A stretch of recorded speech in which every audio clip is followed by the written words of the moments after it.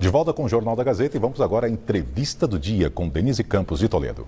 Nós vamos falar sobre o atual cenário político. Eu converso agora com o Marcelo Issa, que é cientista político, diretor executivo da Transparência Partidária, e o Vitor Marchetti, que é cientista político também e professor da Universidade Federal do ABC. Boa noite aos dois. Boa noite, Denise. Bom, nós tivemos dessa semana a divulgação já de algumas pesquisas que tentam entender a avaliação do governo junto à sociedade, e nós não tivemos grandes surpresas em relação à avaliação do presidente Bolsonaro neste período, né, completando quase um ano. Ele continua bem abaixo dos antecessores. Agora, na composição, que se percebe é o Moro ainda liderando a avaliação geral, e surge a ministra Damares, não é? Ela supera inclusive Paulo Guedes da Economia, apesar da credibilidade toda do ministro. Eu queria começar pelo Marcelo. Marcelo, como é que você vê esse cenário hoje? Ainda é muito rescaldo da eleição?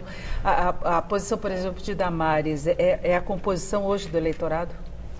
Olha, Denise, eu vejo que esse cenário dessa rodada de pesquisas demonstra uma acomodação da tendência que já vinha sendo identificada de declínio da popularidade do governo e do presidente, mas uma certa estabilização ali naquela famosa já divisão de 3/3 de apoiadores do governo, 1/3 que rejeita fortemente e um meio de campo aí que oscila ou que avalia como regular o governo e a atuação do presidente. Do ponto de vista eleitoral, esse cenário parece que é fomentado tanto pelo governo quanto pela oposição, a julgar por declarações, especialmente do Partido dos Trabalhadores, de seus representantes, do ex-presidente Lula. Com relação aos ministros que despontam aí com mais popularidade, eu acho que é importante fazer uma ponderação com relação ao nível de conhecimento da população sobre os nomes apresentados. O ministro Paulo Guedes, como todo ministro da Fazenda, da Economia, tem sempre uma preponderância, uma visibilidade maior. A ministra Damares tem uma atuação, digamos, um tanto efusiva. E isso faz com que ela tenha mais visibilidade, as suas declarações são mais polêmicas, mas também demonstra uma certa conexão dos valores que ela representa com esses que saíram vitoriosos das urnas. Então, eu entendo que é natural, nesse sentido, que ela tenha alcançado maior popularidade. Eu acho já curioso que a gente tenha um cenário em que ministros do governo têm um destaque maior do que o próprio presidente da República. Eu não me lembro de um cenário parecido com esse na história republicana brasileira, de 89 para cá, em que você tivesse ministros de Estado com mais protagonismo político do que o próprio presidente.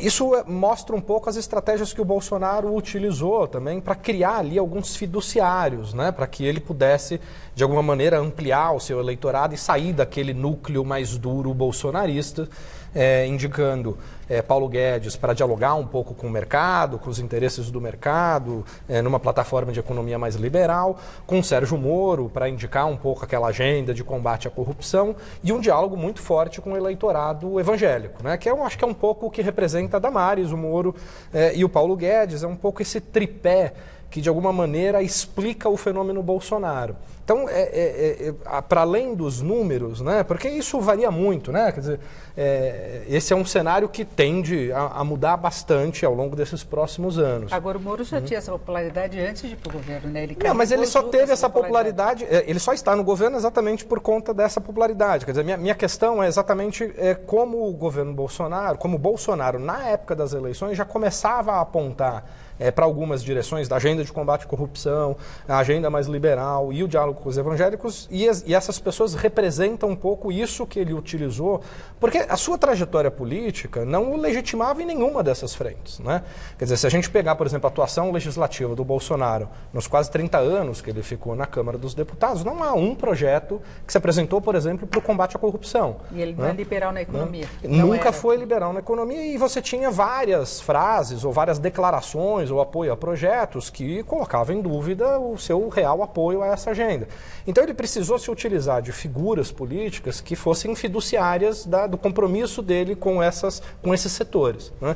Então eu achei bastante interessante que esse tripé tenha aparecido com mais popularidade do que o próprio presidente nesse momento. Agora, Marcelo, você acha que ele sustenta esse nível de popularidade, de apelo, né, exatamente dessas bandeiras, até as eleições, que o próprio presidente Bolsonaro faz questão de remeter já à próxima eleição, que ele seria o único capaz de novo, vencer a esquerda, vencer especialmente o Partido dos Trabalhadores, sabendo-se, por enquanto, que o ex-presidente Lula não poderia participar? Pois é, essa estratégia demanda que não surjam competidores no mesmo campo, no mesmo âmbito narrativo que ele adota.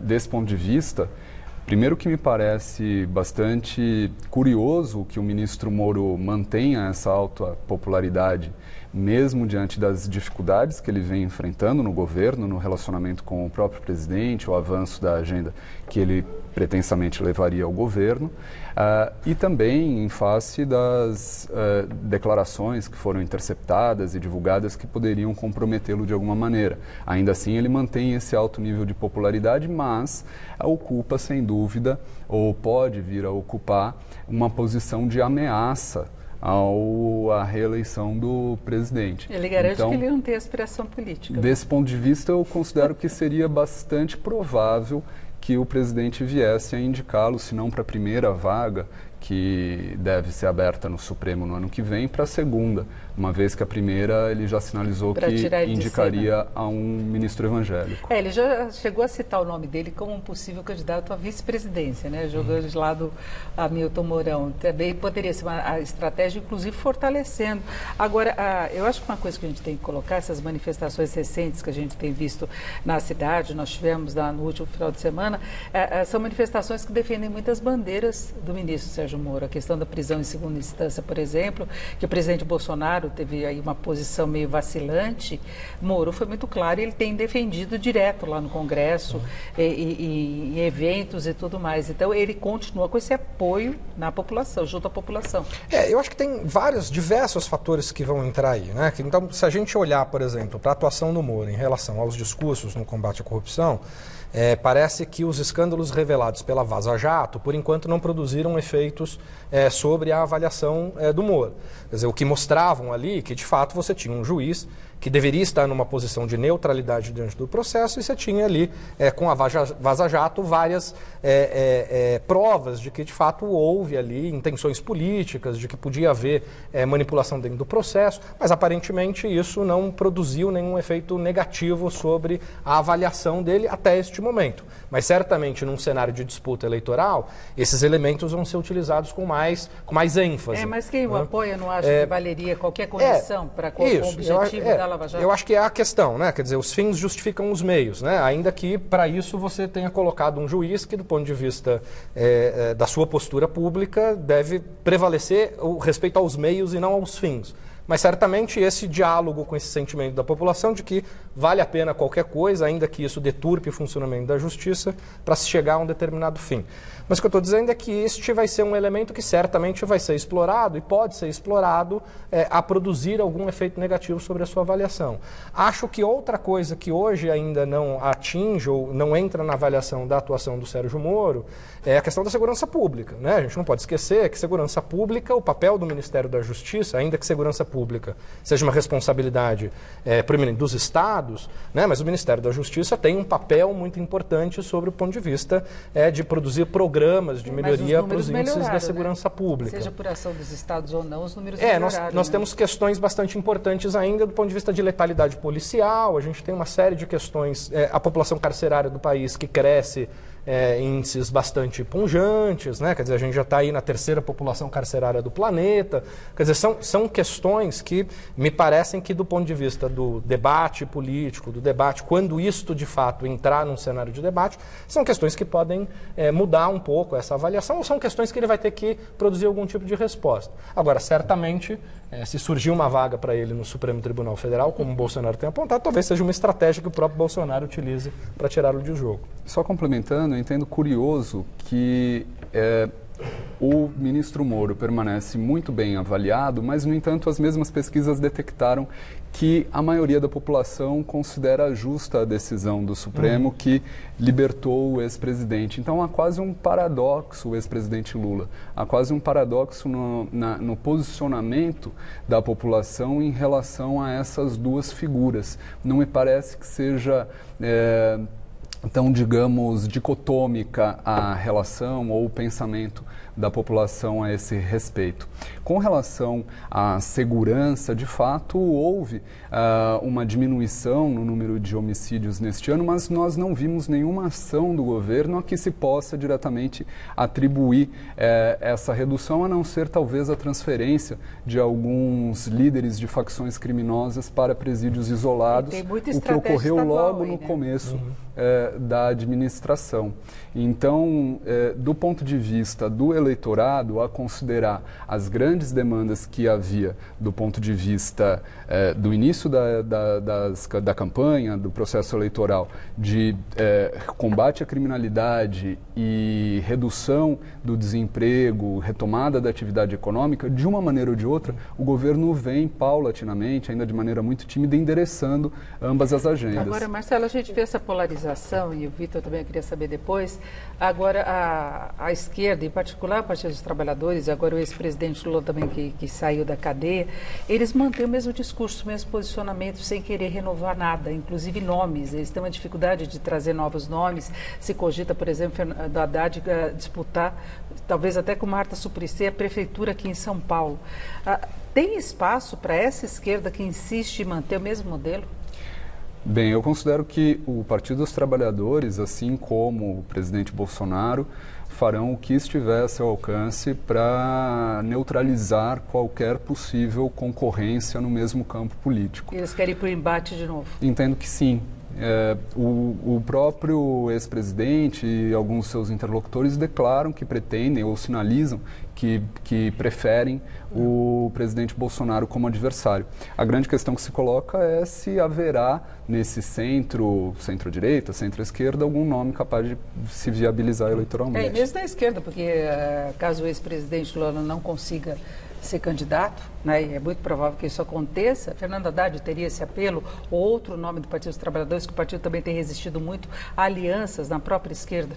Eu acho que ainda, enfim, muita água vai rolar até as eleições, mas eu acho que Fernando Haddad tem, de alguma maneira, um recall da última eleição, quer dizer, é o nome que foi, que disputou com o Bolsonaro, teve um desempenho abaixo, né, das eleições anteriores, tanto porque perdeu, mas tem um recall eleitoral importante.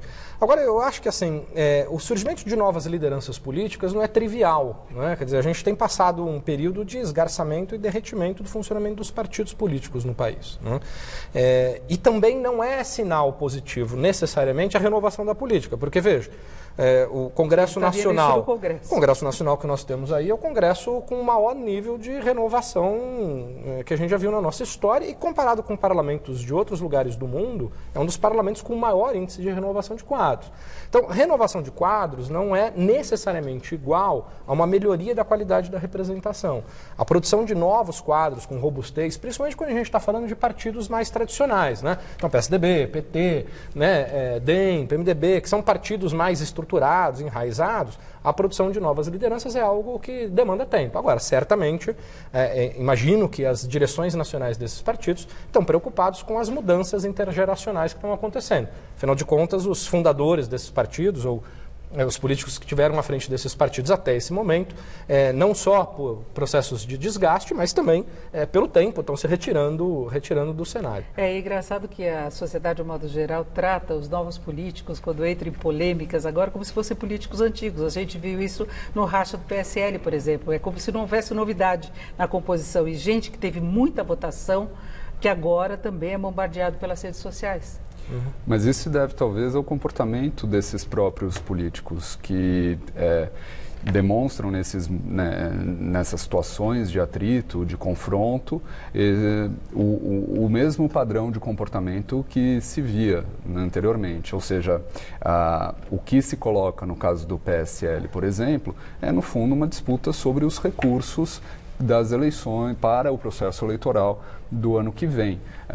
O fundo eleitoral, o acesso a recursos do fundo partidário, e não há nessas confrontações nenhum aspecto programático, ideológico, de agenda. Mas muitos são tratados como traidores do presidente Bolsonaro.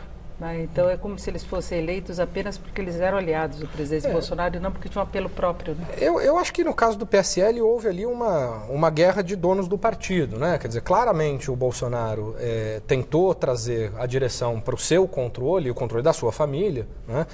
E enfrentou ali resistências porque, se sabe, quer dizer, a gente está falando de quase 360 milhões de reais que o PSL, por exemplo, vai receber do fundo partidário para as próximas eleições. Quer dizer, a gente não está falando de pouca coisa. O controle dessa máquina partidária é algo que foi objeto de disputa bastante intensa. Não é à toa que o Bolsonaro está agora dedicado a construir um partido para chamar de seu, né? Porque é disso que se trata, né? Quer dizer, um partido em que ele vai ter ali na direção nacional um controle absoluto sobre os recursos e o modo de operar desse partido. Então, eu acho que esses rachas no PSL um pouco se explicam por essa necessidade e a importância que se tem na direção partidária sobre o recurso que ainda parece muito importante, que é o recurso do dinheiro, ainda sem financiamento privado, né? Quer dizer, o recurso do dinheiro que os partidos ainda, né? recebem.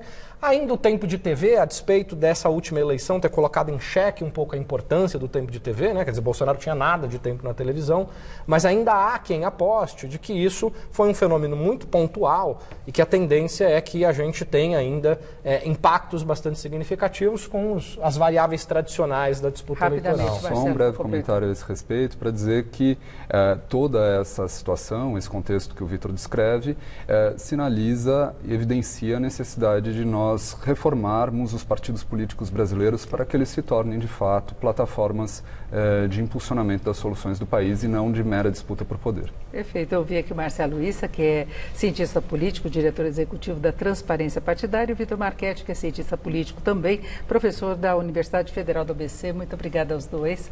Uma boa noite, Laerte.